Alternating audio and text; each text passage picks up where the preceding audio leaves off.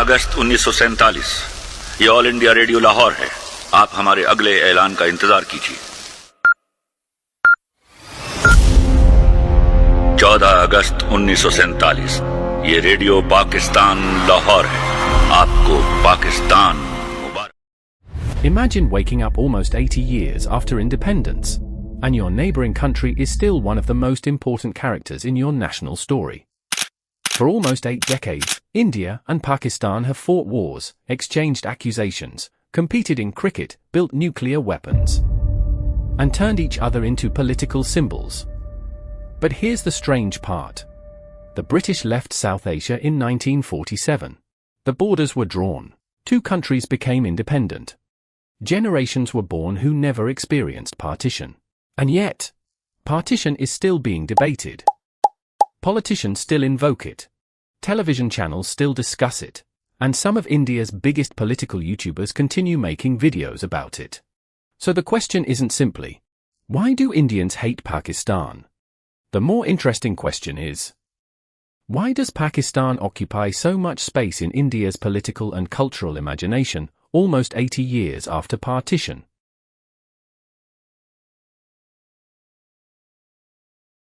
To understand today's obsession, we have to go back to the beginning. In 1947, British India was divided into 2 independent dominions, India and Pakistan. But partition wasn't simply a line drawn on a map. It was one of the largest and most traumatic population movements in modern history. Millions crossed borders. Hindus and Sikhs moved toward India. Muslims moved toward Pakistan. And hundreds of thousands, potentially more, depending on estimates, died in communal violence. For millions of families, Pakistan wasn't an abstract country. It was where their grandparents had lived, where their ancestral homes stood, where their relatives were buried, and sometimes, where members of their family disappeared. That trauma didn't disappear when the borders became permanent. And this is one reason partition remains emotionally powerful. Because history isn't always something written in textbooks. Sometimes, history is a story your grandmother tells you. But was partition really unnecessary? This is where the conversation becomes complicated. You will often hear, partition should never have happened. But what does that actually mean? Because the road to partition wasn't created by one person, or one political party, or one decision. It emerged from decades of political disagreements, competing visions of representation, communal tensions, British constitutional policies, and the failure of major political groups to agree on what an independent India should look like. The Indian National Congress wanted a united independent India. The Muslim League increasingly argued that Muslims needed political safeguards, eventually supporting a separate state. The British wanted to leave. And by the 1940s, communal distrust had become enormously difficult to reverse. So when someone today says, partition could have been avoided, maybe. History always contains alternative possibilities. But that's different from saying partition was simply an irrational mistake that could easily have been prevented. And this is where modern political narratives often simplify history. Here's the first major answer. Pakistan isn't just India's neighbor. Pakistan is deeply connected to India's national identity. Think about it. India and Pakistan share history, languages, food, music, family histories, geography, colonial history, and cultural traditions, and yet they became separate nation-states. That creates a strange psychological relationship. Your greatest rival can sometimes become the person you understand most. And India-Pakistan relations are exactly that. India doesn't discuss Pakistan like it discusses Brazil, or Japan, or France, because Pakistan isn't culturally distant, it's extremely close. That's why every military confrontation, every cricket match, every terrorist attack, every major political crisis, can instantly become an India-Pakistan story. And this is where politics enters. In politics, fear is powerful.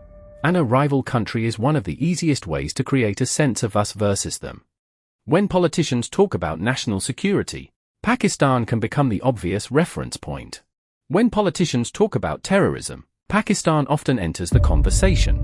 When politicians talk about Kashmir, Pakistan is unavoidable, and when political parties want to present themselves as defenders of national unity, Pakistan can become the external threat against which that unity is defined. This doesn't mean every Indian politician deliberately manufactures hatred. And it doesn't mean India's security concerns are imaginary. India and Pakistan have fought multiple wars and experienced serious terrorist attacks and military confrontations. But there is a difference between legitimate national security concerns and turning an entire population into an enemy stereotype. That distinction is important. And then came YouTube. Then something happened that previous generations didn't have. YouTube. Now history isn't just taught in classrooms. It is packaged into thumbnails, titles, algorithms, and 10-minute videos. A creator doesn't necessarily need to convince you that a subject is important. They simply need to make you click. Dhruv Rodhi is a useful example.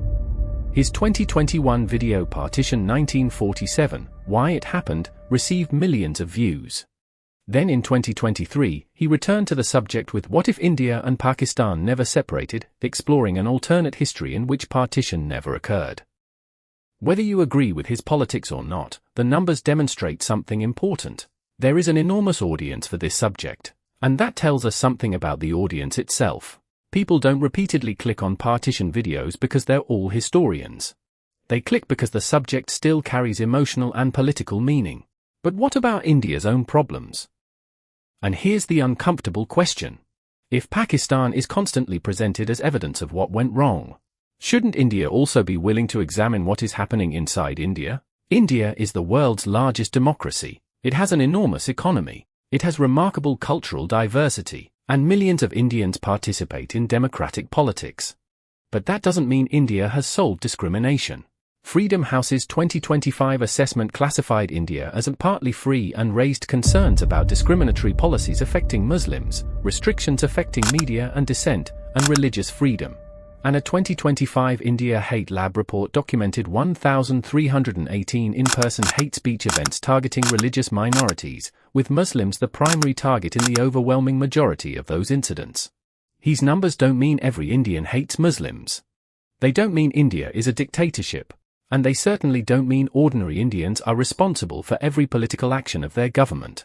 But they do demonstrate something important. A country can be democratic and still have serious problems with discrimination and minority rights. But before anyone watching this video concludes that Pakistan has somehow solved the problem, no, Pakistan has its own serious problems. Religious minorities in Pakistan have faced discrimination, blasphemy accusations, mob violence and forced conversions.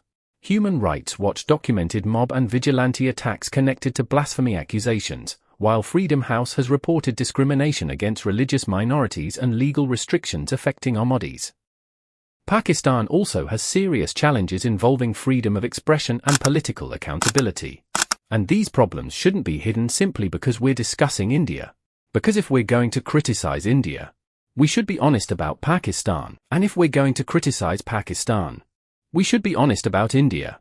Patriotism shouldn't mean pretending your country is perfect. So who really wins? And this brings us to the question nobody likes asking. After almost 80 years, what has this rivalry actually achieved for ordinary people? India is still dealing with poverty, inequality, religious tensions, unemployment, political polarization, and enormous social challenges. Pakistan is dealing with political instability, economic difficulties, governance problems, inflation, security problems, and weak public services. And yet, ordinary Indians and Pakistanis often spend enormous amounts of emotional energy arguing about each other. Your government may fail to provide electricity. Your roads may be broken. Your schools may struggle. Your hospitals may be overcrowded. But somehow, the neighbor across the border becomes the most important person in the room. But there is another story. A younger generation is growing up that didn't experience partition. They don't remember 1947. They remember YouTube, Instagram, TikTok, music, and sometimes they simply want to talk to people across the border. An Indian teenager can listen to a Pakistani singer. A Pakistani teenager can watch an Indian movie. The internet has created something that governments couldn't create: direct cultural contact. And perhaps that is where the future lies. Both countries need to stop confusing remembering history with repeating its hatred. Because after 80 years, maybe the question shouldn't be who won partition, maybe the question should be, what did we do with the freedom we got?